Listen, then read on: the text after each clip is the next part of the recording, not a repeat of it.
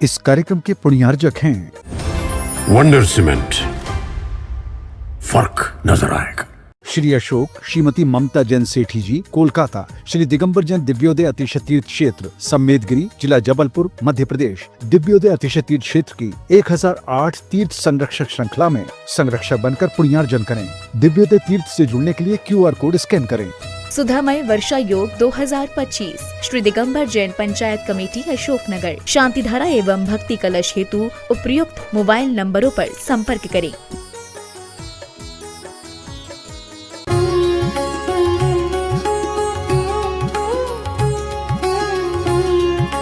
जयतु शासनम् जैनम जयतु शासनम्। पंच परमेष्ठी भगवान की, आचार्य श्री गुरुवर कुंद कुंद महाराज की, आचार्य श्री गुरुवर विद्यासागर महाराज की। बोलो परम पूज्य राष्ट्र संत मुनिपुंगव सुधासागर जी महाराज की जय।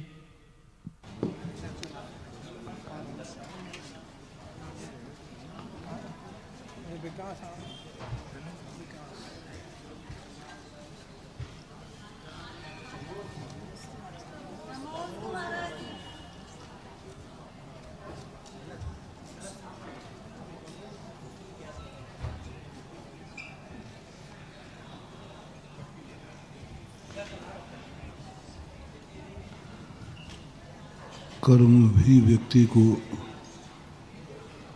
त्यागी बनाता है और धर्म भी व्यक्ति को त्यागी बनाता है। दोनों का कार्य एक समान है और दोनों के कार्य एक समान होकर के भी दोनों का फल भिन्न भिन्न होता है। कर्म से व्यक्ति दरिद्र बनता है, समस्त परिग्रह से रहित होता है, उसे दरिद्र कहते हैं। और जो धर्म से संपूर्ण परिग्रह को त्याग देता है उसे महाराज कहते हैं। दोनों की दशा बाहर से देखने में एक समान दिखती है, लेकिन अंतरंग परिणामों में और अर्थ क्रिया में बहुत अंतर है। बल्कि कर्म इतना परिग्रहहीन नहीं करता, उससे भी ज़्यादा परिग्रहहीन साधु होता है। वहाँ तो कुछ ना कुछ तो उसके पास रहता ही है। तन पर एक धागा रहेगा लेकिन रहेगा सही है। और यदि तन से नहीं मिला है तो वह मन से परिग्रही हो जाता है।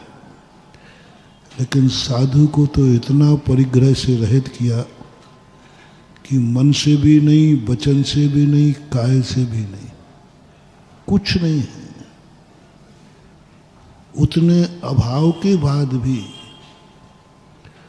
वह आनंद में रहता है, क्योंकि उसने धर्म ने निष्परिग्रह किया है। कर्म भी निष्परिग्रह करता है, वो भी तुम्हारे लिए परिग्रह के साथ न उसने भेजा था और न तुम्हें ले जाएगा। मरने के पहले परिक्रम कहता है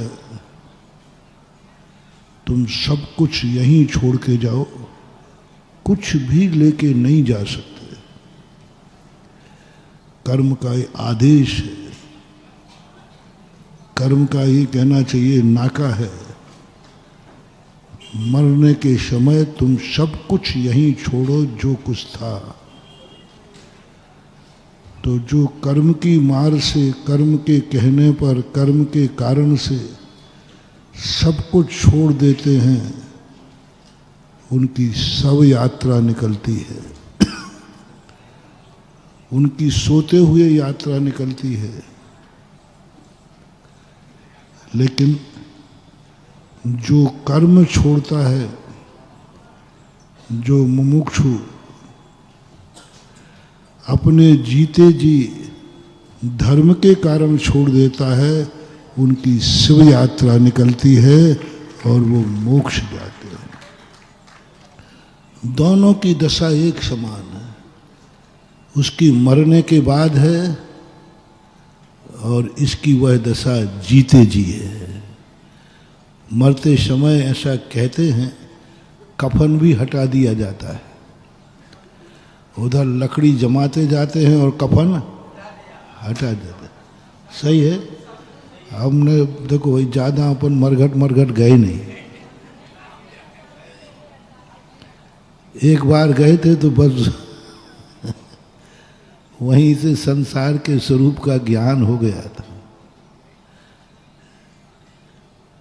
तो वस्तुतः सब हटा दी, वही दिगंबर मुद्रा आ जाती है। लेकिन कर्म ने हटाया, कर्म ने नंगा किया, कर्म से तुम्हारा कर्म ने सब कुछ छीन लिया। और ज्ञानी मुमुक्षु कहता है जब कुछ सब छोड़ के ही जाना है तो मैं अपने आप से छोड़ के जाऊंगा। व्यक्ति कहता है कि हम मुमुक्षु स्वाभिमानी होता है।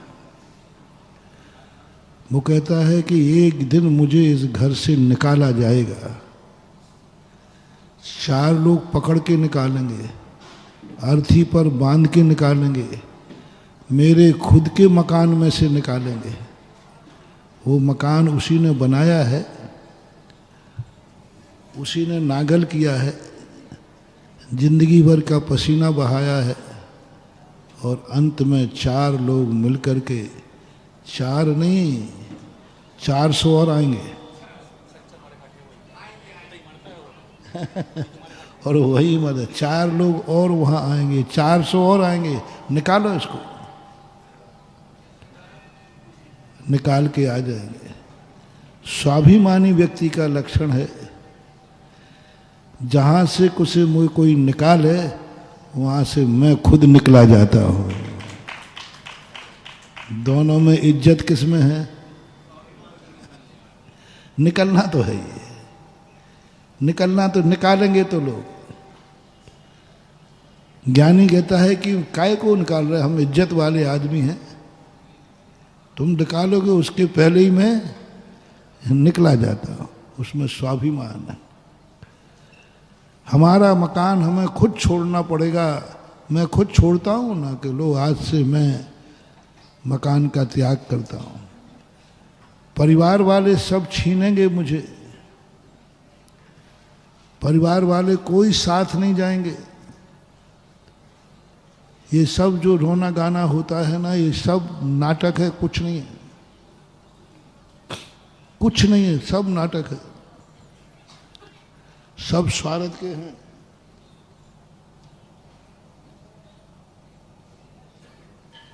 सब स्वार्थ के हैं, कोई साथ नहीं जाने वाला। सब मरघट तक कमला चलत न पैड जाए, मरघट तक परिवारा, अपने अपने सुख को रोवे, पिता पुत्र दारा। सब कुछ नहीं है।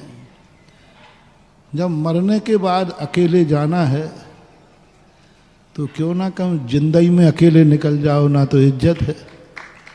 अकेले तो जाना है, कोई नहीं जाएगा। सबका प्रकृति का नियम है, सब व्यक्ति सब अकेले गए, कोई की यात्रा नहीं हुई।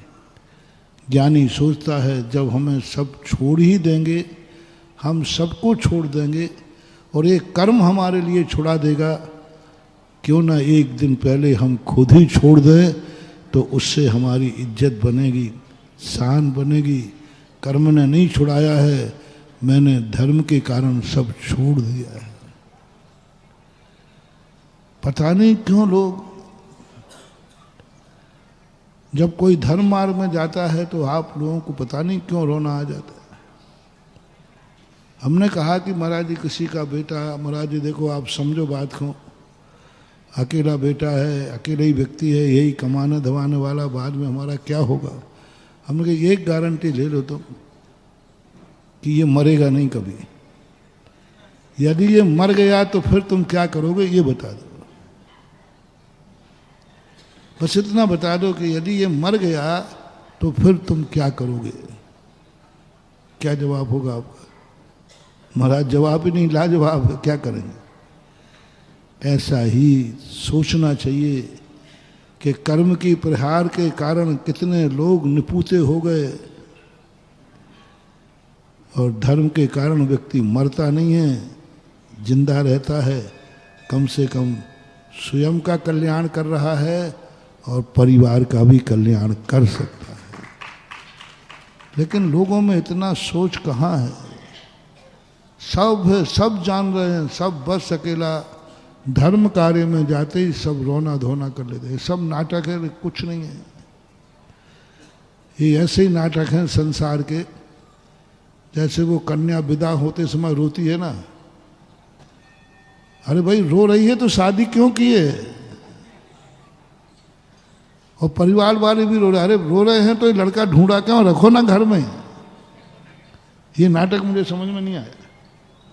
लड़के की शादी नहीं हो रही सो रो रहे, और आज जी हमारी बिटिया की शादी नहीं हो रही,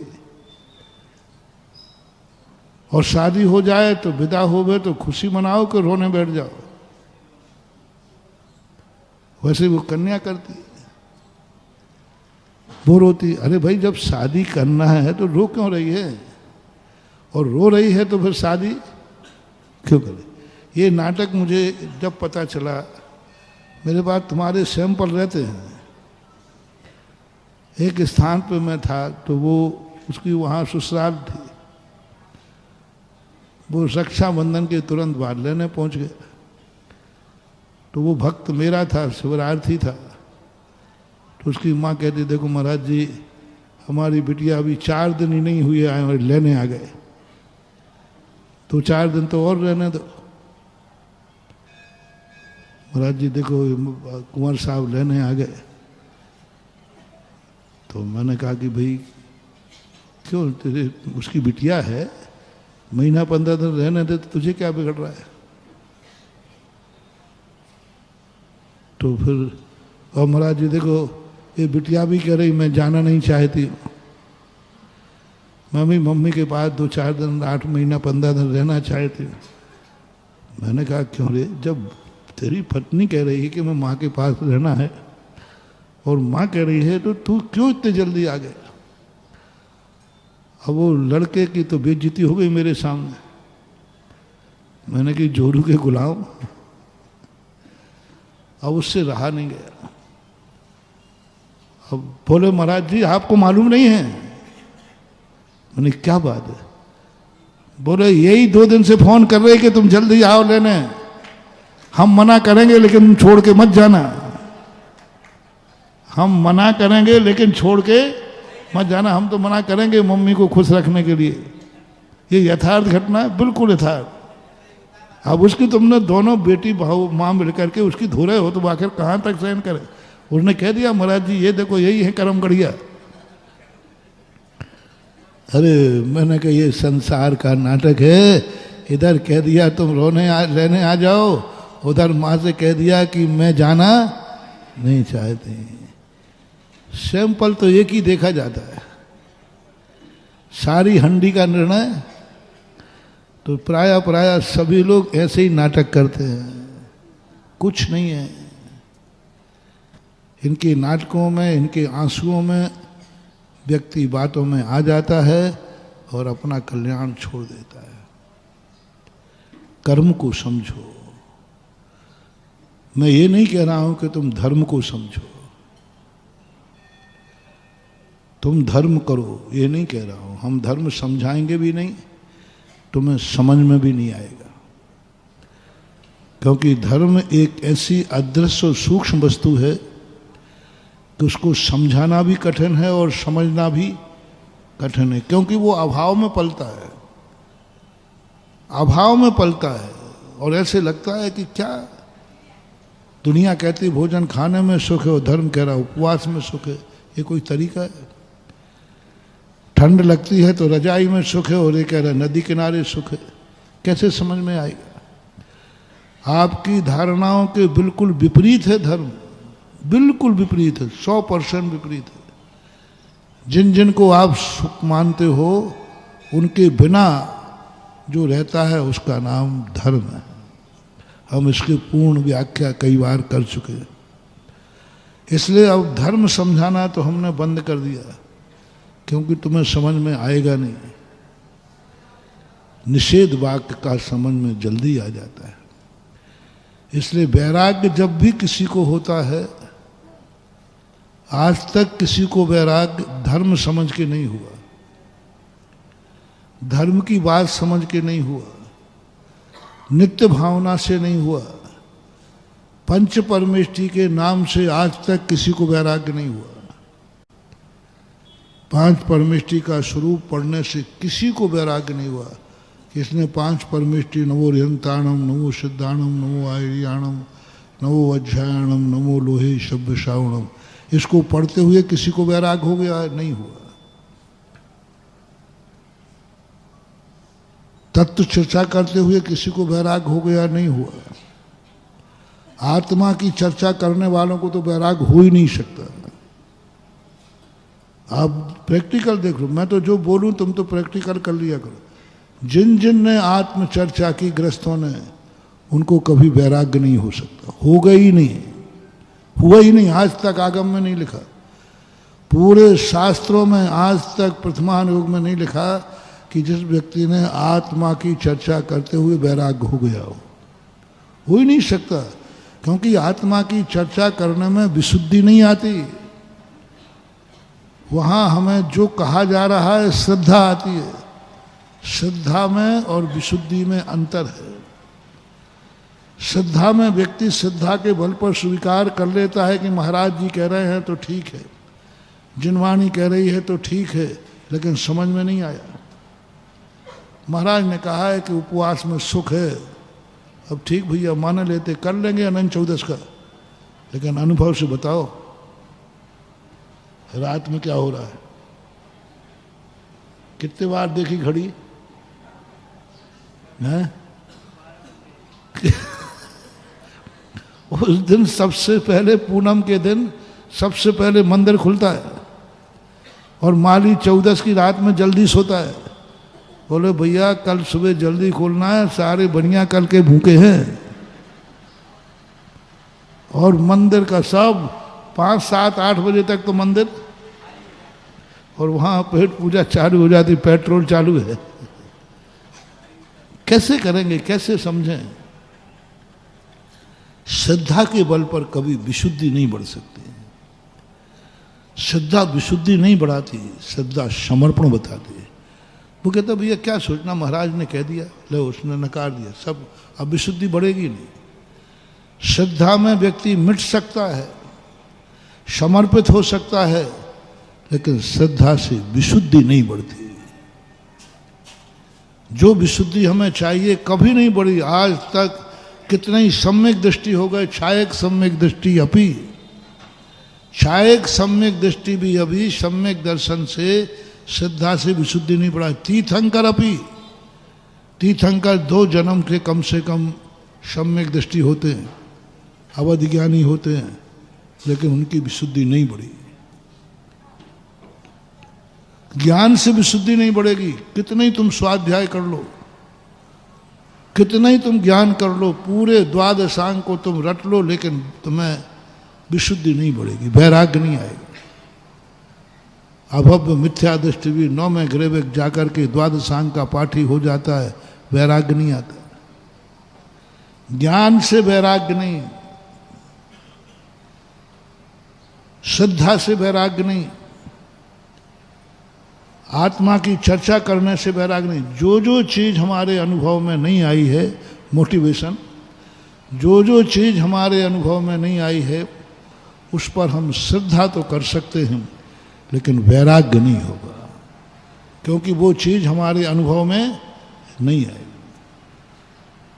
नीति कही गई, वैराग्य यदि तुम्हें होगा तो जो जो तुम्हारी जिंदगी में अनुभव में आया है उसका चिंतन करने से होगा, उसका फल का चिंतन करो। पूज्यवर उमा स्वामी महाराज ने यह नहीं कहा कि वैराग्य के लिए तुम आत्मा का चिंतन करो। वो जानते थे जब जब ये आत्मा का चिंतन करेंगे इनको कभी वैराग्य होगा ही नहीं। समय सार पढ़ने से आज तक किसी को वैराग्य नहीं हुआ, होगा भी नहीं। वैराग्य नहीं करा सकता क्योंकि समय सार बैरागी का है, वैराग कराने वाला नहीं है, वो बैरागी का है। जिसको वैराग्य हो चुका है उसके लिए समय सार। और जिनको अभी वैराग्य नहीं हुआ, यदि वो समय सार पढ़ेंगे पूरी जिंदगी में वैराग्य नहीं होगा। 50 साल का कलेक्शन हमारे पास है, आप भी देख लेना। जिन जिन ने समय सार पढ़ा, क्या एक को भी वैराग्य हुआ? हो ही नहीं सकता, आगम कहता है। वो उनकी गलती नहीं, वो तो साथ में पहले ही लिखा, समय सार पढ़ने वाले को वैराग्य नहीं होगा, कभी नहीं होगा। सम्यक दर्शन प्राप्त करने से वैराग्य नहीं होगा। आत्मा की दिन रात तुम चर्चा करो, 24 घंटे आत्मा आत्मा चर्चा करो, वैराग्य नहीं होगा, वैराग्य नहीं होगा। छायक सम्यक दर्शन प्राप्त कर लो तो भी वैराग्य नहीं होगा। छायक सम्यक दर्शन प्राप्त करने के बाद भी वैराग्य, इतना राग के भाई को निपटाने का भाव आ गया। भरत चक्रवर्ती छायक सम्यक दृष्टि थे, बाहुबली छायक सम्यक दृष्टि थे, लेकिन कसाय भड़की तो कैसी भड़की, एक दूसरे से लड़ने को तैयार। नीति से नहीं, भरत चक्रवर्ती ने अन्याय से चक्र चला दिया। क्या कर दिया छायक सम्यक दर्शन ने? क्या वैराग्य दिला दिया? भाई भाई के लिए, अरे एक सुदर्शन चक्र अंदर नहीं जा रहा था, नहीं जाता, कह देता कि देखो भाई मैं भाई से नहीं लड़ सकता राज्य के कारण, सुदर्शन चक्र अयोध्या में नहीं जाएगा तो अयोध्या के बाहर ही हमारा महल बना दो। उनको क्या पैसा की कमी थी क्या? अरे एक महल और बन जाता। कायदा तो ये था, भरत घर में बैरागी, कायदा तो ये था नहीं, मैं धन दौलत के लिए, राज्य के लिए सगे भाइयों से युद्ध करूं, नहीं होगा, नहीं। सुदर्शन चक्र नहीं जाएगा, नहीं जाए, चक्र विलीन हो जाए, हो जाए, 9 नदियां विलीन हो जाए, लेकिन मैं राज्य के लिए भाई भाई लड़ेंगे नहीं। क्या तमाशा था, छायक सम्यक दृष्टि थे, क्या कर लिया सम्यक दृष्टि। और गजब तो ये तीर्थंकर के बेटे थे, और गजब ये है तीर्थंकर अभी दुनिया में दुनिया को उपदेश दे रहे थे, और ये दोनों छोकरे हैं ऋषभ देव समूषण लगा के हैं, केवल ज्ञान में दुनिया में विचरण कर रहे, धर्म का उपदेश दे रहे, ये संसार असार है, ये सब बेकार है। उधर दोनों भाई लड़ रहे हैं पिताजी के रहते हुए, तीर्थंकर के रहते हुए। थोड़ी भी शर्म नहीं आ रही है कि हमारे पिताजी तीर्थंकर हैं, समूषण में बैठे हैं और हम क्या कर रहे हैं? कुछ नहीं, काय का पिता, काय का तीर्थंकर, काय का समूषण, काय का छायक सम्यक दर्शन, अभी तो निपटाओ। आई वैराग्य नहीं आया, धन दौलत, बाहुबली को नहीं आया। अरे मैं धन दौलत के लिए क्यों लड़ जाऊं?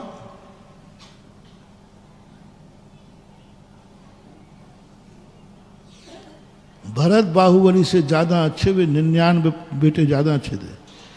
उन्होंने कहा है धन दौलत के लिए, जब हमारा बड़ा भैया ये धन दौलत के लिए हमें दास बनाने को तैयार हो गया, भाई पना छोड़ दिया, नरेश बन के पत्र लिख रहा है। 100 पत्र लिखे गए थे और लिखा गया था इस भरत क्षेत्र का 6 खंडाधिपति भरत चक्रवर्ती आदेश देता है कि तुम मेरी अधीनता स्वीकार करो, अन्यथा युद्ध को तैयार रहो। 99 भाई कहते हैं बड़े भैया, भैया से पद बड़ा चक्रवर्ती का है, चक्रवर्ती पद भैया से बड़ा है। अरे भैया होते तो पिता के समान हैं, ये तो चक्रवर्ती का पद है। और मेरे बड़े भाई अयोध्या नरेश, आज हम भाइयों को कह रहे हैं कि चक्रवर्ती आदेश देता है नहीं तो युद्ध को तैयार रहो। हम क्या भाई से युद्ध करेंगे? हमारी क्या औकात जिनसे हमने कभी आंख उठा के बात नहीं किया, आज मुझे वो युद्ध के लिए ललकार रहे हैं। ओहो, धिक्कार है इस राज्य को कि बड़े भाई अपना सब बड़प्पन भूल गए। अरे प्यार से बुला लेते कि आओ भाइयों, देखो ये चक्र रत्न रुक गया है, क्या करें? भाई बन के भी तो बुलाया जा सकता था, लेकिन नहीं, अहंकार आ गए। 99 पुत्रों ने कहा इस संसार को धिक्कार है, और वो तुरंत पत्र पढ़ करके 99 पुत्र आदिनाथ भगवान के समोषण में जाकर के दीक्षा ले लेते हैं। उसी क्षण तुरंत जाके दीक्षा ले लेते हैं। सब राजपाट छोड़ दिया, अपने अपने बच्चों को छोड़ दिया, बच्चे पर भेंट चढ़ाते रहे। बाहुबली कर लेते तो क्या बिगड़ जाता, बताओ? जाना तो था ही। 2 घंटे बाद दीक्षा ली। बाहुबली में 99 पुत्रों में ज्यादा अंतर नहीं था। उन्होंने सुबह दीक्षा ली, बाहुबली ने दोपहर में ली। अरे सुबह ही ले लेते तो कम से कम कछु तो लाज रहे, लेकिन नहीं, बाहुबली भी कहते ऐसे कैसे हो जाएगा। मैं डर के तो नहीं भागूंगा, डर गया तो। जब वो कथानक पढ़ते हैं तो इस संसार का बड़ा वैचित्र नजर आता है। शायक सम्यक दृष्टि लड़ रहा, जनता तो लड़े तो रात लड़े। तीर्थंकर का बेटा, वो भी युग के आदि में, अभी भोग भूमि खत्म हुई है, कुछ नहीं महानुभाव।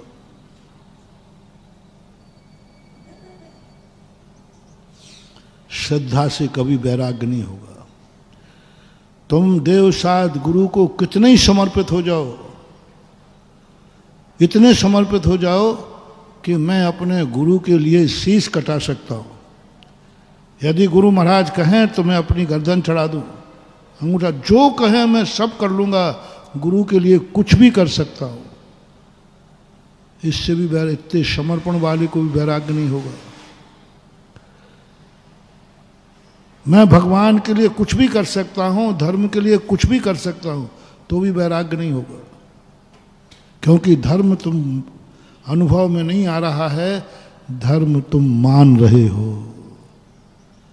थोड़ा सा डीप में जाएं, अंतर चेतना में, तुम धर्म को मान रहे हो या धर्म तुम्हें अनुभव में आ रहा है?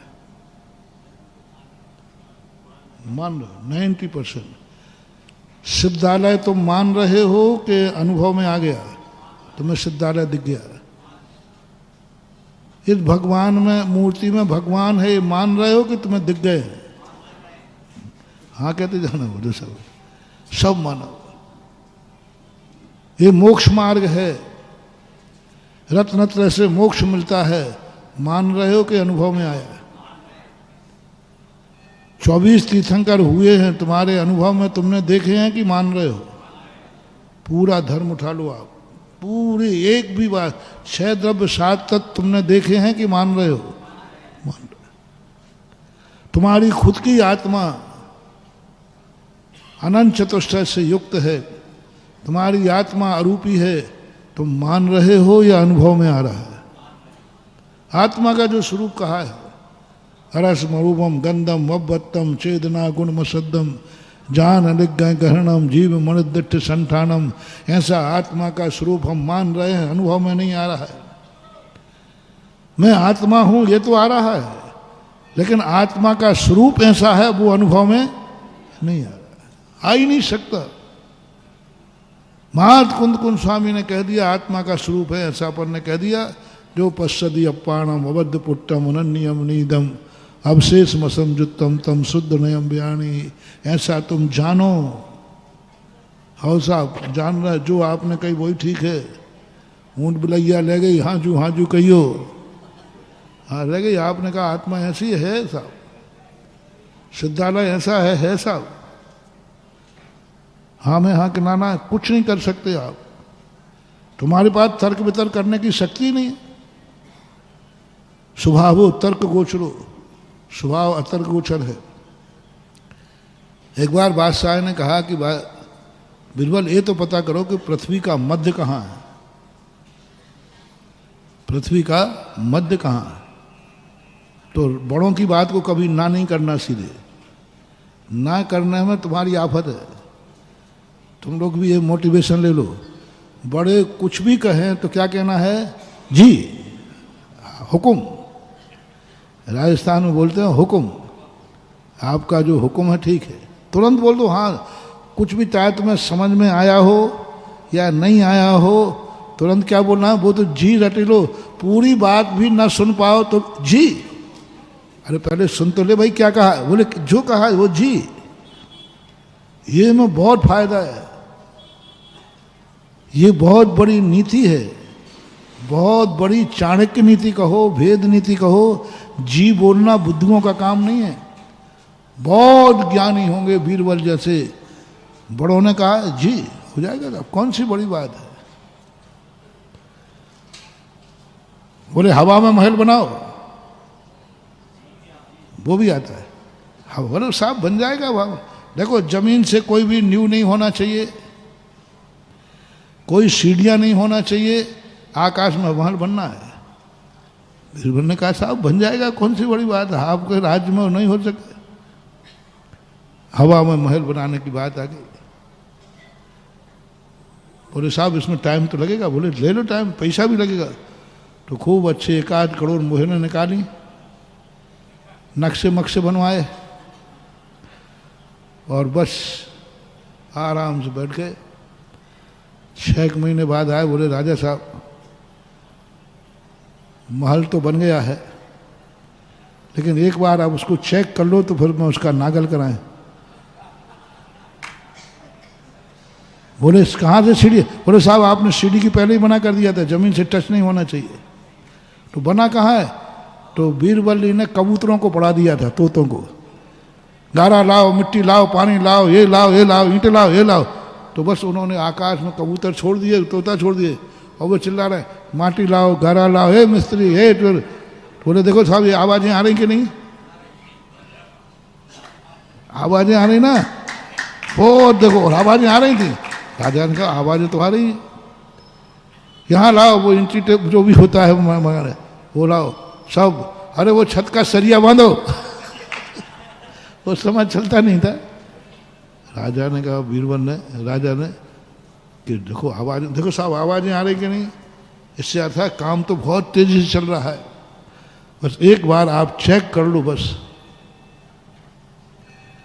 बोले बीरबल जाऊं कहाँ से, बोले आप ही सोचो, पहले तो आपको सोचना चाहिए था, जीना कहाँ से, बस आपको अब बिना जीने के जाना है। जब मैं हवा में महल बना सकता हूं मंत्री होकर, तो तुम राजा होकर बिना जीने के नहीं जा सकते क्या, काहे के राजा। जब आप मेरी विशेषता देखिए, मैंने हवा में महल बना दिया, जो कोई संभव है क्या, और आप राजा होकर बिना जीने के नहीं जा सकते हो, तो काहे के राजा हो। राजा ने कहा ये मुझे बदनाम कर देगा। उन्होंने कहा बीरबल कंप्रोमाइज करते हैं, उस महल को कैंसिल करो, हम बिना जीना के जा नहीं पाएंगे और बदनामी हो गए, इसलिए उस महल को कैंसिल करो। बोले साहब कैंसिल में तो फिर वो पैसा तो लग चुका। अरे बोले लग जान दे, कोई बात नहीं, इज्जत बचा। बोले साहब ठीक है, कल से काम बंद हो जाएगा। काम बंद हो गया, हवा महल बन गया। ये बुद्धिमानी, जी कहना, बड़े लोग जो कहें वो। अब पृथ्वी का मध्य निकालना था, बीरबल के साहब निकल जाएगा। सभी मंत्रियों ने कहा साहब कैसे निकलेगा, कैसे नापेंगे पृथ्वी। बोले साहब इनकी छोड़ो, मैं निकाल दूंगा, 6 महीने लगेंगे, खर्चा लगेगा, सब ले लो आकर के। 6 महीने के चले गए, वो तो बंधन तीर्थ यात्रा पर। बोले कहाँ गए बीरबल, बोले पृथ्वी नापना है, पृथ्वी का मध्य निकालना है। और उन्होंने बढ़िया 4 धाम की यात्रा की, सब यात्रा करके आ गए। बोले साहब क्या राजा साहब, आप भी क्या भाग्यवान हैं, आप क्या धन्य हैं, आप जन्म जन्म के पुण्यात्मा हैं। आपका जो महल है ना, बस इसी में जो आंगन है वहाँ निकले, यही पृथ्वी का मध्य है। खूब प्रशंसा की राजा की और कील गाड़ दी। बोले साहब यही मध्य है। तो सारे जो और बीरबल से चढ़ने वाले, क्योंकि बुद्धिमान व्यक्ति से हर व्यक्ति चढ़ता है, धनवान हो, बुद्धिमान हो, इज्जतवान हो, इनसे लोगों को बहुत ईर्ष्या होती है, हमेशा से रही। कोई इज्जतवान का सम्मान हो रहा हो तो देखो, फिर देखो उसके लोग, धनवान ज्ञानवान तुम्हारी थोड़ी सी प्रभावना बढ़ी नहीं और लोगों को जलन हुई नहीं। राजा ने कहा कि बीरबल बहुत बड़ी खोज कर ली तुमने तो, मेरा महल में बीच में है, ठीक सेंटर में। हाँ बोले साहब 6 महीने हो गए नापते नापते, ऐसे ही थोड़ी नाप रहा। यही है, सब लोग जो ईर्ष्या करने वाले थे कि अब राजा साहब इसको बहुत इनाम देंगे, उन्होंने कहा साहब क्या सबूत है कि ये सही बोल रहा है? सबूत क्या है कि ये सही है, कि ये यही मध्य है? हाँ साहब इससे सबूत मांगो, सबूत मांगो क्या सही है। तो राजा साहब ने कहा भाई सब लोग सबूत मांग रहे हैं। बोले साहब मैंने तो नाप दिया, अब इन्हीं से कहो कि गलत हो ये खुद नाप के देख ले। अब जैसे ही राजा ने कहा कि बात सही है बीरबल की, आप लोग ऐसा करो, सब लोग एक एक दिशा में जाकर के नापो कि पृथ्वी का मध्य यही है कि नहीं। अब सबने कहा मर गए अब तो सबने कहा नहीं साहब वो थोड़ा सा हमें कंफ्यूज हो गया था, यही मध्य है जो बीरबल ने कहा है। ये है धर्म। सर्वज्ञ भगवान ने कहा है, बस कहा है, विशुद्धि नहीं बढ़ेगी, वैराग्य नहीं होगा, क्योंकि तुम मान रहे हो जिस ओर मैं तुम्हें ले जा रहा हूं वो साना सम्यक दर्शन असंख्यातों बार होकर छूट जाता है। कुत्ते बिल्लियों को भी सम्यक दर्शन हो जाता है, सांप छछूदरों को सम्यक दर्शन हो जाता है, क्योंकि श्रद्धा का विषय है, श्रद्धा का विषय। लेकिन वैराग्य नहीं होगा, वैराग्य नहीं होगा। वैराग्य तो तुमने जो कुछ किया है, जहां तुम रह रहे हो, जहां तुम्हें जाना है उसकी चर्चा से वैराग्य नहीं होगा, जो तुम्हें बनना है उससे वैराग्य नहीं होगा। जो तुम हो, जहां तुम हो, जो तुमने आज तक किया है उसको समझो बस। मंदिर को नहीं, घर को समझो। मंदिर की चर्चा करते करते कभी वैराग्य नहीं होगा। आज का प्रवचन बिल्कुल विचित्र हो रहा है। मंदिर की चर्चा करते करते आज तक किसी को वैराग्य नहीं हुआ। भगवान का अभिषेक करते करते वैराग्य किसी को हुआ हो तो बता देना। शांति धारा करते करते वैराग्य हुआ हो तो बता देना। वैराग्य हुआ हो तो, अभिषेक करते करते, आप तो अभिषेक तो रोजो करते। डॉक्टर साहब डी के जन अभी शांति धारा करके आए, वैराग्य हुआ? अरे महाराज आपके, हमारा तो आपके पीछे श्रद्धा है ना, आपने जो कह दिया बस वही सही है, अब वैराग का सवाल ही नहीं है। अपन को शास्त्रों में कह दिया, मांगनंदी महाराज ने कह दिया, हम भी ले लो, हमें भी ले लो, हम भी। तुम मुझसे पूछो महाराज जी ये बताओ, सही से बताओ, जो जो बातें तुम हमसे कह रहे हो ये सब तुमने अनुभव में आई? तो हम कहते नहीं, हमारे गुरुजी ने कही थी। गुरुजी से पूछो तो वे गुरुजी अंत में जाके पहुंचेगा भगवान के पास, और भगवान अपन ने देखे नहीं है। अब मानो सारा धर्म महानुभाव बहुत बड़ा मोटिवेशन दे रहा हूं आज। तुम्हारा श्रद्धा है, सम्यक दृष्टि हो, निशंकित अंग है तुम्हारा। मेरू हिल जाएगा लेकिन तुम्हारी श्रद्धा नहीं हिलेगी, इतना समर्पण है तुम्हारा देव शास्त्र गुरु पर। शास्त्रों में लिखी हुई बातों को कहते तुम कुछ भी हो, 2 2 5 है तो सही है, कोई नहीं डिगा सकता, तो भी तुम्हें वैराग्य नहीं होगा, क्योंकि वो अनुभव में नहीं आया है, वो श्रद्धा का विषय है। अब यदि वैराग्य लेना है तो पहले उसकी लिस्ट बनाओ जो तुम जहां तुम हो, जो तुमने आज तक किया है, जो तुम्हारे अनुभव में आया है, उसके स्वरूप को समझो। ये जो स्वाध्याय वाले होते हैं ना, वो कहते महाराज जी क्या संसार का स्वरूप समझना, अनादिकाल से तो संसार में रह रहे हैं। नहीं महानुभाव, रहना अलग है और स्वरूप समझना अलग है। रहना अलग है, क्रोध करना अलग है, क्रोध को समझना अलग है। पाप करना अलग है और पाप को समझना अलग है। पापी पाप को कहाँ समझता है? बालक मिट्टी खाता है लेकिन मिट्टी को समझता नहीं। मिट्टी तो खा रहा है महाराज, अनादिकाल से खाते हैं। मिट्टी खा रहा है लेकिन मिट्टी का स्वरूप नहीं समझता। आज के समय पर सबसे बड़ी भूल हो रही है। कान्जी क्यों फेल हुआ? क्यों नहीं इतना ज्ञानी, इतना स्वाध्यायशील? इसमें कोई संदेह नहीं। देखो, मैं गुणों की प्रशंसा करता हूं। स्वाध्याय को यदि उसने जगत में प्रसिद्ध किया है तो उसने द्रव्यान योग स्वाध्याय की गद्दी पे आया तो कान्जी की बदौलत सब कुछ किया, सब कुछ किया। बस उसने आत्मा का स्वरूप बताया। भले वो सही नहीं बता पाया लेकिन भाव तो था। परमार्थ का स्वरूप बताया, सही नहीं बता पाया लेकिन भाव तो था। सही भाव उसका यही था कि हम सब छोड़कर आत्मा तक पहुंचे। भले वो सही रास्ता गलत था लेकिन भाव तो था उसका, लगन तो थी उसकी। स्वाध्याय के अलावा उसको 24 घंटे कुछ दिखता ही नहीं था। फिर भी वैराग्य क्यों नहीं हुआ? विशुद्धि क्यों नहीं बढ़ी? वैराग्य क्यों नहीं हुआ?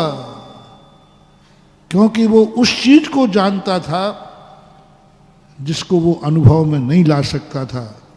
उसके स्वरूप को नहीं जाना जो उसके अनुभव में आ रहा था। बस सबसे बड़ी गलती है।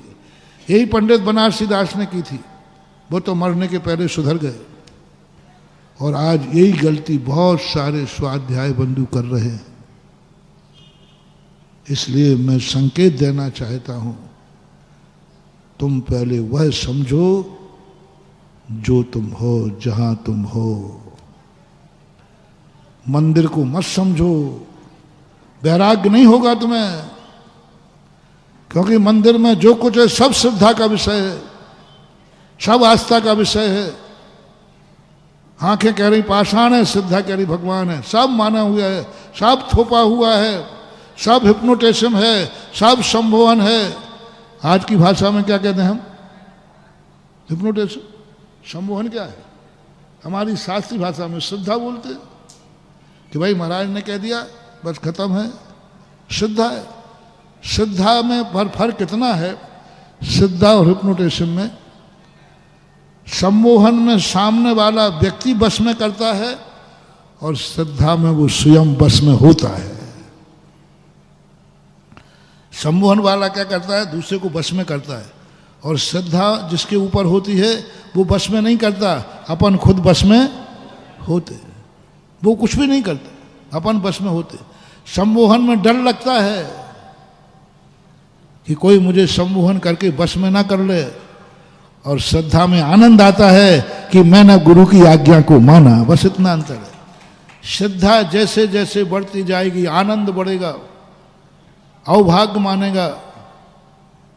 और सम्मोहन में डर लगेगा, कोई बस में कर लेगा तो पता नहीं हमसे क्या कराएगा, डर लगता है। श्रद्धा में होता है गुरु की आज्ञा में चले, मुझे विश्वास है गुरु जो भी कराएगा वो हमारे हित में होगा, इतना जरूर होता है।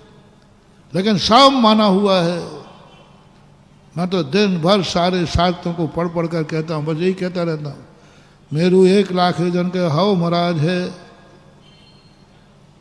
7 राजू ऊपर सिद्ध भगवान बैठे हैं, हव बैठे हैं। अब कौन झगड़ा? अब हम कहें नहीं बैठे तो क्या तू जाके देख के आ। यानी वो जिनवानी ने कहा है, वो अपन तर्क करें कि देखो हमें बताओ, सबूत बताओ क्या है, तो जा तू खुद देख के आ जा। बीरबल जैसे मैंने तो नाप लिया, अब संदेह हो तो तुम नाप लो, सिद्धालय जाके आ जाओ। पंडित जी कैलाश चंद जी थे, वो पहली बार प्रवचन करने कहीं गए तो वो पानी छान रहे थे स्टेशन पे। तो एक मन चला व्यक्ति आया, बोले साहब क्या कर रहे हो? पानी छान रहा, लगता हो जैन हो, क्यों छानते हो आप लोग पानी? बोले साहब इसमें जीव मरते हैं तो हिंसा लगता है, पाप लगता है, पाप से दुर्गति होती है। तो वो कहता है पंडित जी आपने देखे हैं कि नरक है? आपने देखा है कि स्वर्ग है? हाँ, तो आपके गुरु ने भगवान ने कह दिया तो मान लिया, और हम कह रहे नहीं है। तो पंडित जी ने बहुत अच्छा जवाब दिया, बहुत शिक्षाप्रद है। बोले भैया स्वर्ग नरक है, हमने तो नहीं देखा है, हमारे गुरु ने जिनवाणी ने कहा है। आप पूरा 3 लोग घुमाए हो कि नहीं है, ये आप बता दो।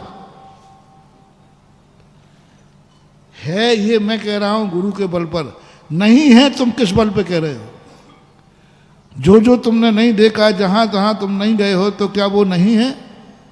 बोले तुम अमेरिका गए? बोले नहीं गए। तो फिर अमेरिका नहीं है? नहीं नहीं लोगों ने कहा है। तो बस यही तो मैं कह रहा हूं। विश्व में आप लोग बताओ कितने देश हैं जो आप लोगों ने घूमे होंगे, लेकिन विश्व को मान रहे हो कि नहीं? दूसरे ने कहा है, उसने कहा है कि अमेरिका है। तो भैया जब तुम दूसरे लौकिक की बातों को मान करके पूरे विश्व को मान रहे हो, तो हम तो कम से कम गुरु को मान कर के धर्म मान रहे हैं, गुरु को मान के सिद्धालय मान रहे हैं। उस व्यक्ति ने बता दे पंडित जी के पैर छू लिए। बोले पहली बार मुझे समझ में आया कि वस्तुतः धर्म है और नहीं है, ये प्रमाण हमारे पास नहीं है। तो पंडित जी ने कहा भैया एक और सुनो, यदि नहीं हुआ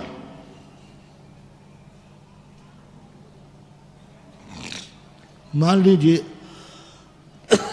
स्वर्ग नहीं है, नरक नहीं है, मोक्ष नहीं है, कुछ नहीं, नहीं हुआ तो पानी छान करके पीने में नुकसान क्या है बता दो। पानी छानने से पानी की प्यास कम हो, वो ठंडा कम हो जाता क्या? बोले नुकसान तो कुछ नहीं है। बोले कुछ नहीं है। और यदि हुआ तो हम स्वर्ग जाएंगे, तुम नरक जाओगे। इसलिए हम लोग जैनी लोग हैं, दोनों हाथ में लड्डू हैं। नहीं हुआ तो कोई नुकसान है ही नहीं, और हुआ तो बेड़ा पार है। क्या नुकसान है बता दो? धर्म करने में नुकसान बता दो क्या है? रात्रि भोजन छोड़ने में क्या नुकसान है? मान लो धर्म नहीं हुआ, स्वर्ग नहीं हुआ, तो नुकसान क्या है? और हुआ तो बेटा उल्लू बनोगे। नहीं हुआ तो नुकसान है ही नहीं। मंदिर आते हो, ठीक है, कुछ नहीं हुआ, नहीं है भगवान, नहीं है इसमें भगवान, चलो मान लिया, नुकसान क्या है? बहुत अच्छी बात कही एक वैज्ञानिक ने, हमने एक बार शायद सुनाया था 10 लाख साल के पहले। भारत से लौट के गया तो उसने कहा यदि जिंदगी में शांति चाहिए, भगवान है कि नहीं, इस कुतर्क में मत पड़ो, इस खोज में मत पड़ो। जिंदगी में यदि शांति चाहिए है तो भगवान को जरूर मान लेना, क्योंकि भगवान का डर ही तुम्हें सही रास्ते पर लाएगा। स्वर्ग नरक है कि नहीं ये मत मानो, लेकिन वो नरकों का भय ही तुम्हें पाप से बचाएगा। नरकों का भय ही पाप से बचाएगा। मैं भारत घूम के आया हूं और भारत में कोई अनुशासन नहीं है, और भारत देख के जरूर लगता है कि भगवान जरूर है, क्योंकि भारत भगवान भरोसे चल रहा है और बड़ी शांति है यहाँ भगवान के नाम पर। बस कोई को कोई भगवान समझ में नहीं आया, वो एक पत्थर रखता है, कहता हो जय हो भगवान, वो है। उसने सब देखा होगा कि कहीं पत्थर पूज रहा है, कहीं कोई चबूतरा पूज रहा है, कभी कोई पेड़ को ही अगरबत्ती ला रहे, कोई नदी किनारे मान रहे हैं। है ना, भारत देश में इतने लोगों की मान्यताएं हैं, तो उसने सोचा कि कोई ना कोई कुछ ना कुछ मान रहा है। वैज्ञानिक था, पढ़ा लिखा, उसने कहा है कि नहीं, सबसे बड़ी चीज है इसको डर है,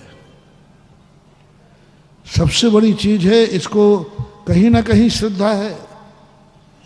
जैसे आपको गुस्सा आता है, आपको पाप करने, कई लोग तो पाप कर नहीं पा रहे, करने की छूट। यदि एक दिन घोषणा कर दी जाए कि आज कोई किसी का मर्डर करेगा, तो कोई FIR नहीं लिखी जाएगी, कोई केस नहीं चलेगा, फिर ही किया जाता है। बोलो मर्डर बढ़ेंगे कि घटेंगे? एक आध तो हमारे प्रवचन में से भागेगा, अरे महाराज जी बाद में सुनने के प्रवचन, आज छूट मिली है उसको निपटाना है। किसके डर से तुम शांत बैठे हो? जेल के डर से, वो दंड के डर से बैठे हो। 99% दुनिया में पाप मात्र दंड के कारण नहीं हो रहे हैं। एक देश को ऐसा है, बताते, हमें मालूम नहीं, आप लोग जानो, वहां दुकानों पे ताले नहीं डलते। इंडोनेशिया ताले नहीं डलते। कोई महिलाएं रात में दिन में खूब घूमे, कोई बलात्कार नहीं होते वहां, अपहरण नहीं होते वहां, कोई महिलाओं को किसी के साथ लेने की जरूरत नहीं है, अकेली महिला घूमती है, कुछ नहीं होता। चोरी चपाटी नहीं होती, बलात्कार नहीं होते, जुआखोरी नहीं खुलती, नशाखोरी सवाल ही नहीं है। नशाखोरी जो उनकी मर्यादा है उसमें करते हैं, ऐसे नहीं है कि पी करके वो सड़कों पे गालियां बक रहे हो, नाली पड़े। तो बोलो महाराज जी गजब की चीज़ है वो, किसी का कोई चीज़ नहीं लुटती, पड़ी रहने। तो मैंने कहा ऐसा धर्मात्मा देश कौन सा हो गया। बाद में पता चला कि वहाँ कानून इतना सख्त है, दंड देने की व्यवस्था इतनी कठोर है कि कोई यहाँ अपने यहाँ तो तारीखें बढ़ती हैं, वहाँ तो सीधा ऑन द स्पॉट वहीं निपटाओ, हाथ काट देते, पैर काट देते हैं, क्या दुर्दशा करते हैं उसकी, बीच चौराहे पर। तो उस दंड की कारण से वह कांप जाते हैं और पाप करने की हिम्मत नहीं करते। तो बोलो वो दंड के कारण से पाप छोड़े बैठे हैं।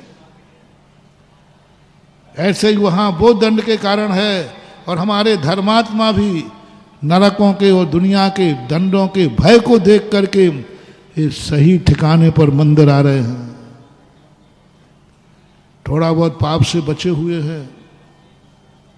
उसने कहा शांति यदि चाहिए है तो भगवान की सत्ता स्वीकार कर लो, शांति चाहिए है तो स्वर्ग नरक स्वीकार कर लो। बहुत बड़ा लेक्चर दिया था उसने भारत घूमने के बाद, और मैं भी यही कह रहा हूं कि भगवान है कि नहीं, हमारे पास कोई सबूत नहीं है। यदि राजा के फांसी से तुम्हें बचना है तो तुम पृथ्वी को नाप के लाके जाओ और किला ठोक दो।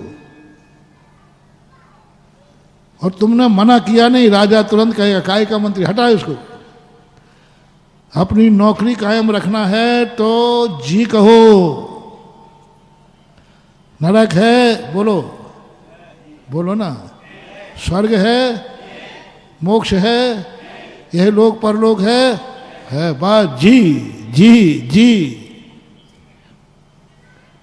खैर अपने पास तो सबूत है, पुराण है, बीतरागी भगवान है, लेकिन जो बात मैं कहना चाहता हूं उसमें वैराग्य नहीं होगा। तुम्हें आत्मा की चर्चा करने से वैराग्य नहीं होगा, नोट कर लेना। किसी को नहीं हुआ, 50 लोग हमारे पास हैं जिनको वैराग्य नहीं हुआ, क्योंकि वो दिन भर 24 घंटे आत्मा के स्वरूप को जानते हैं। निश्चय नहीं की चर्चा करना, निश्चया को तो कभी वैराग्य होगा ही नहीं, इस भाव में भी नहीं, अगले भाव में भी नहीं, होगा ही नहीं। ज्ञानी को कभी वैराग्य नहीं होगा, पूरे 3 लोक का जानने वाला है। रावण से बड़ा कोई ज्ञानी नहीं था, रावण से बड़ा उस समय कोई ज्ञानी, लेकिन ज्ञानी था वो, वैराग्य ज्ञानी को हो ही नहीं सकता। हो नहीं सकता। अब वैराग्य किससे करना है, जो मैं कहना चाहता हूं, तुम कहाँ हो, मंदिर, मैंने कह रही मंदिर आते आते तुम्हें कभी वैराग्य नहीं होगा। मंदिर को हम खूब समझा दें, मंदिर ऐसा होता है, भगवान ऐसे होते हैं, पूजा ऐसी होती है, तो भी तुम्हें वैराग्य नहीं होगा। तुम मंदिर आना शुरू कर दोगे, लो वैराग्य। तुम कहाँ रहते हो, घर में, घर का स्वरूप समझो, मंदिर का नहीं, मंदिर का नहीं, घर का स्वरूप समझो। पहले घर क्या है, शास्त्रों में पढ़ो, मुझे मंदिर का स्वरूप, पहले मंदिरों के मत पढ़ो, महाराज जी मंदिर कैसा स्वरूप होता है, भगवान कैसे होते हैं, गुरु कैसे होते हैं, इन सब में मत समय खराब करो। पहले वो ग्रंथ पढ़ो जिसमें, जिस घर में तुम आज तक रहते आए हो, उस घर का स्वरूप शास्त्र में क्या है। वैराग्य, घर का स्वरूप क्या है। मंदिर का स्वरूप तो मालूम है, घर का स्वरूप बताओ क्या है। महाराज जो तो हमने पढ़ो ही नहीं, तो अब मंदिर पुराण ना पढ़ के घर पुराण पढ़ो। महाराज घर ही में तो रहते हो, लेकिन घर में रहते तो हो मूर्खानंद, लेकिन घर का स्वरूप पता नहीं है। घर का स्वरूप पढ़ो, वैराग होगा। शास्त्र में क्या लिखा, घर कारागृह। घर क्या है, बस ये स्वरूप पढ़ लो, देखो कैसे वैराग नहीं होता। अंदर चेतना में उतर जाए कि वस्तुतः सही तो कह रहे हैं, घर कारागृह है। कितने ही जनवाणी को कुछ भी कर लेना, जनवाणी माँ का स्वरूप पता है, मुक्ति लक्ष्मी का स्वरूप पता है, लेकिन तुम्हें पता नहीं है वनिता वेड़ी।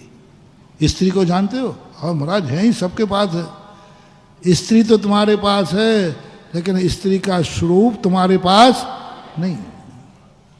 पति तो तुम्हारे पास है, स्वरूप पता नहीं। अनादिकाल से तुम पति पत्नी बन के रह रहे हो, स्वरूप पता नहीं। परिवार के साथ अनादिकाल से रह रहे हो, लेकिन तुम्हें स्वरूप पता नहीं। ये पढ़ो, पत्नी का स्वरूप क्या है, पति का स्वरूप क्या है, शास्त्र में खोजो। शादी करने वालों से पूछ कह रहा हूं मैं, नहीं तुम मेरे को बता दो। जिन जिन ने शादी कर ली है वे शादी पुराण पढ़े, उसमें पढ़े पत्नी का स्वरूप क्या है, आगम के अनुसार, शास्त्र के अनुसार। आपको वैराग होगा।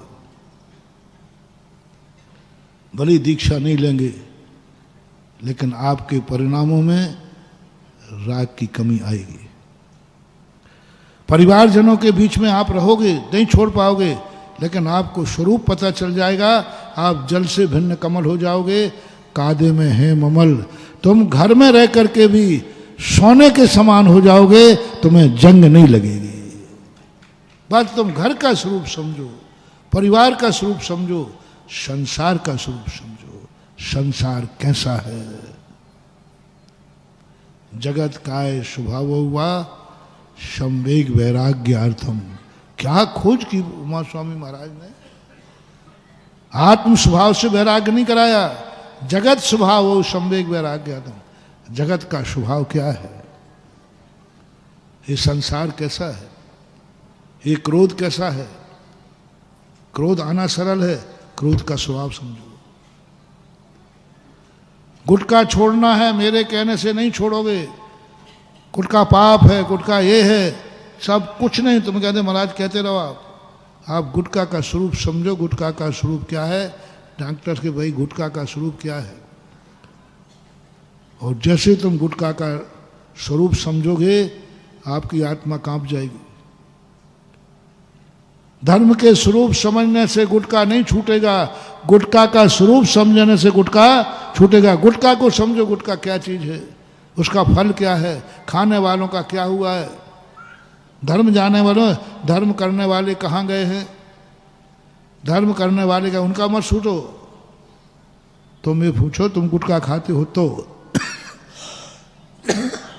हम जैसे धर्म कर रहे हैं,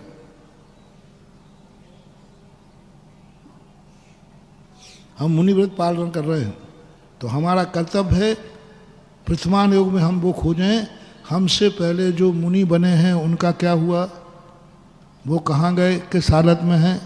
आप गुटखा खाते हो ना, तो सारे गुटखा खाने वालों से मेरा कहना है गुटखा पुराण पढ़ो। तुमसे पहले गुटखा जिन्होंने खाए हैं उनका क्या हश्र हुआ है, उनकी क्या हालत है, उनके क्या स्वरूप बना है, उनकी हालत देख लो।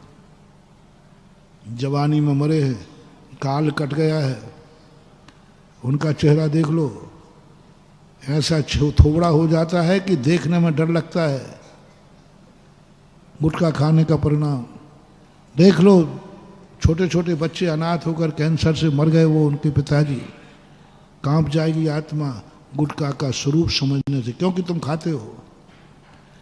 शराबी व्यक्ति बिना, एक दिन मैंने एक शराबी व्यक्ति से कहा कि तुम शराब छोड़ना नहीं, महाराज मैं नहीं छोड़ पाऊंगा, आप देखो मेरा धर्म कर्म पर विश्वास नहीं।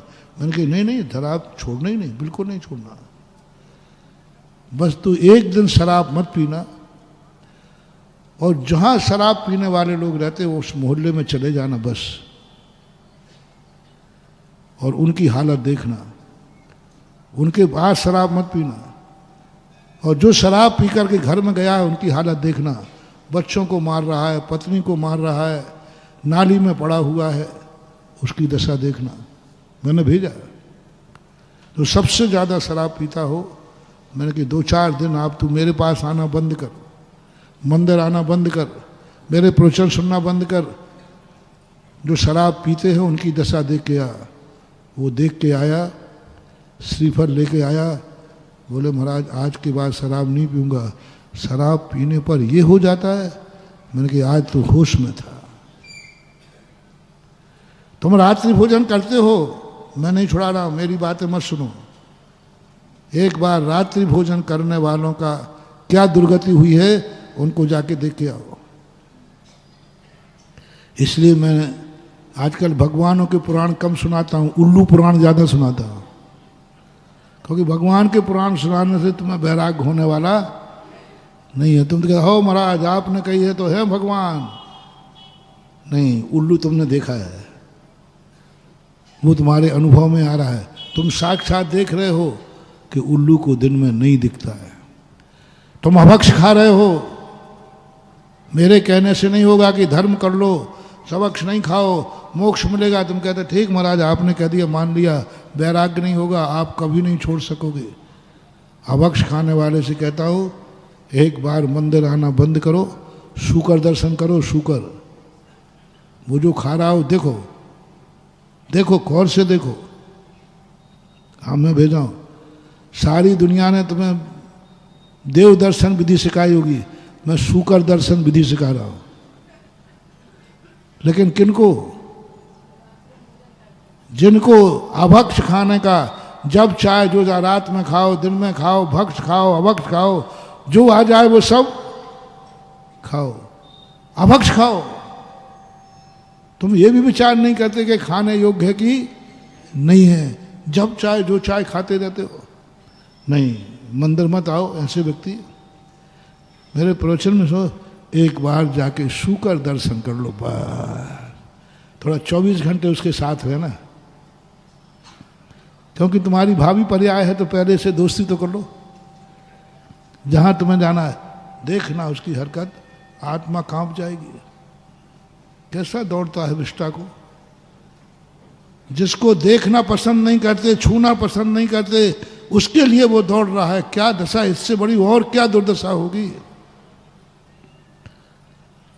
भक्ष्याभक्ष का विचार किए बिना, दिन रात का विचार किए बिना खाए, देखो आज उसकी क्या दशा हो रही। नाली में पड़ा है, जहां अपन निकल नहीं पा रहे उसमें पड़ा है। ना जाने, मैंने सबसे पहला प्रवचन ये कानपुर में दिया था बहुत पहले। हाँ, सैकड़ों जैन अजैनों ने आकर के अभक्ष का त्याग और रात्रि भोजन का त्याग लिया था। मैंने कहा भगवान ये दुनिया आपके दर्शन से नहीं मानने वाली, इनको कहाँ भेजना पड़ेगा। अमीर लोगों से यदि तुम्हारे से अय्यासी करने का भाव होता है, थोड़ा गरीबों की बस्ती घूमा करो शाम को। तुम्हें मैं दान का उपदेश नहीं दे रहा हूँ, तुम्हें परोपकार करने का उपदेश नहीं दे रहा हूँ, तुम सुधरोगे भी नहीं। कितने उपदेश मैंने दे दिए। अभी कितने % हैं अशोकनगर में जिनके 4 महीने के 2 दिन बाकी है, अभी भी कहो जिनका 1 रुपया भी नहीं निकला होगा। आई नहीं होंगे, वो सुनाई नहीं होंगे, ना थोबंजी में और ना यहाँ। कितने लोग होंगे जिनके चतुर्मास में भी कुछ भी भागीदार, चतुर्मास हो गया ना 2 ही दिन बाकी है, चिंता नहीं करना। जिनको यही पता नहीं कि महाराज जी आए हैं, तो पता चल गया था क्योंकि हल्ला बहुत हुआ था। लेकिन 4 महीने क्या कहा महाराज ने, क्या हुआ क्या नहीं किया, क्या कुछ पता नहीं। चतुर्मास यहां हुआ, चतुर्मास में क्या हो रहा है क्या नहीं हो रहा है कोई भाव, एक मंगल कलश का भी भाव नहीं हुआ। ऐसे लोग हैं जो मुनि को मानते हैं, सब कुछ करते हैं, लेकिन पार्टी सपेट नहीं, तुम्हारा व्यवहार ही नहीं है। अरे भाई, किसी से रिश्तेदारी करते हो तो थोड़ा बहुत तो व्यवहार होना चाहिए ना। वो लिफाफा, कोई मिठाई वगैरह लेके कुछ जाते हो, पूरे चतुर्मास में तुम्हारा क्या संबंध है? चतुर्मास से क्या लाभ है? तुम अशोकनगर के होकर के भी, जैन होकर के भी अभी तक कितने लोग हैं जिनमें चतुर्मास में कोई भागीदारी नहीं रही होगी। अंदाज से बोल रहा हूं, मंत्री जो बैठे सामने हैं कि नहीं? देखो देखो, मुंह देखी मत करना, अभी मैं पूछ रहा हूं, नहीं तो अध्यक्ष मंत्री क्या अपनी शान। नहीं, हमारा अशोकनगर बहुत अच्छा है कि नहीं? जिनमें चातुर्मास में कोई भी भागीदारी नहीं रही होगी और चतुर्मास हुआ है। कितने लोग हैं, सुहासगंज का मंदिर बन रहा है, कितने लोग होंगे जिनकी अभी कोई भागीदारी, थूबंदी क्षेत्र सबका है। कितने लोग हैं जिनके अभी दर्शनोदय थूबंदी क्षेत्र में कोई भागीदारी नहीं रही। क्षेत्र है कि नहीं? क्षेत्र का विकास हो रहा है कि नहीं? लेकिन परसेंटेज बताओ, अशोकनगर में कितने लोगों की भागीदारी है? कितने लोग तीर्थ क्षेत्र में हफ्ते में 1 दिन गंदोदक लेने जाते हैं? भागीदारी बताओ। मैं यही तो सब कर रहा हूं। भैया, तुम लोग समझते हो महाराज तो क्षेत्र को पैसा चाहते हैं, महाराज तो भगवान के पास भीड़ चाहते हैं। नहीं भैया, मैं भगवान मेरे से नाराज, मैं तो 2 ही दिन से जा रहा हूं। भगवान नाराज है कि तू भीड़ इकट्ठी करके मुझे डिस्टर्ब क्यों कर रहा है। इधर तुम नाराज हो कि तुम तो मंदिर में भीड़ इकट्ठी कर रहे हो, उधर से भी बोनस नहीं। हम तो तुम्हारे लिए कर रहे हैं। अरे कितने अशोकनगर में लोग हैं जो हफ्ते में 1 दिन गंदोदक लेने नहीं जा पा रहे, महीने में 1 दिन नहीं जा पा रहे। और कह दूं, ऐसे लोग भी होंगे अशोकनगर में जो साल भर में 1 बार भी कहो थूबंदी क्षेत्र नहीं जाते। अंदाज से बोल रहा हूँ, साल भर में नहीं जा पाते। मैंने ये प्रैक्टिकल किया शिखर जी में। शिखर जी के अंदर जब हम लोग गए सन 1983 में, वहाँ एक मैनेजर था। मैंने कहा भैया तेरे भाग्य हैं, बहुत बड़े भाग्य हैं कि तू यहाँ शिखर जी में है। बोल साल भर में कितनी वंदना कर लेते हो? बोले साल में 13 साल हो गए थे उसको वहाँ लगे हुए। बोले जब आया तो पहली वंदना की, 13 साल में 1 बार भी नहीं की। अरे मैंने क्या कर रहा भैया? अरे मुकुट सप्तमी तो चला, मोक्ष कल्याण के दिन चला। बोले महाराज मैंने 13 साल में नहीं गया और शिखर जी का मैनेजर है, और सारा भारत शिखर जी की वंदना के लिए तरस रहा है। क्या है तुम्हारा? अशोकनगर में रह करके थूबंदी जैसा महाअतिशय क्षेत्र पास में है, तो भी कितने % भागीदारी कर पा रहे हैं? 10% भी नहीं हो पा रहा। कितने लोग जाकर के भाव करते हमारे थूबंदी का विकास हो रहा है, मेरी कुछ ना कुछ तो इकाई उसमें रहेगी, मेरा अंश तो रहेगा। आप पूर्वजों का देखना महानुभाव, हमें तो जितनी पुरानी रूढ़ियाँ होती है ना, हमें बड़ा आनंद, मैं खोजता हूँ मंदिर बनता है, शिलान्यास होता है, तो कोई मंदिर बनाता है, कोई मूर्ति बनाता है, फिर एक ईंटों की बिक्री होती है। रजत ही, मैंने कहा कि क्या तमाशा है, और वो पन्नी लपेट देते, पीली पीली पन्नी सोने की, सफ़ेद पन्नी तो, मैंने कहा ये तो बहुत ठगी है। इतना ठगी कोई सुनार भी नहीं होता। सुनार तो कम से कम पीतल मिलाता है, उसमें यहाँ तो स्पष्ट खुला है। और गजब तो जब है जिसने लपेटी है वो खुद ले रहा है। जिसने वो पन्नी लपेटी वो भी कह रहा है एक सोने की ईंट हमें दो। और रसीद किसकी काटी जाती है? तो इससे ज्यादा क्या बेईमानी है। 2.5 रुपया की ईंट है अंदर और 50 पैसा की पन्नी होगी। 3 रुपया की और 11,000 रुपये स्वर्ण ईंट। देने वाले को मालूम है, लेने वाले को मालूम है। और इससे क्या होने वाला ईंटों से इतना बड़े मंदिर में? मैंने बहुत सोचा क्या होने वाला इससे। नहीं, मेरे नगर का मंदिर बन रहा है, मेरा तीर्थ बन रहा है, मेरे यहाँ की संतशाला बन रही है। और कुछ दे सकूं या नहीं दे सकूं, लेकिन एक ईंट तो मेरी लग जाए, मैं भागीदार हो गया बस। और मैं सभी भक्तों से कहता हूं,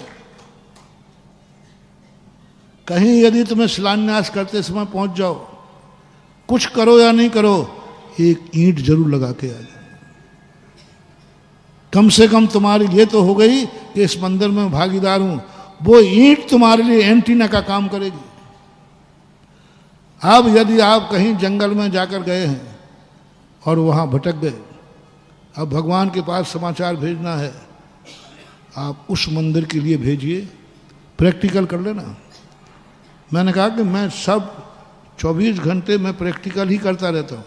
कुछ तुम्हारे ऊपर करता हूँ, कुछ मैं करता हूँ। जिस मंदिर में तुमने ईंट लगाई हो, आप उस ईंट को याद करना और वहाँ के भगवान से कहना, ये भगवान, और तो कुछ नहीं करना, मैंने उस मंदिर में ईंट लगाई थी।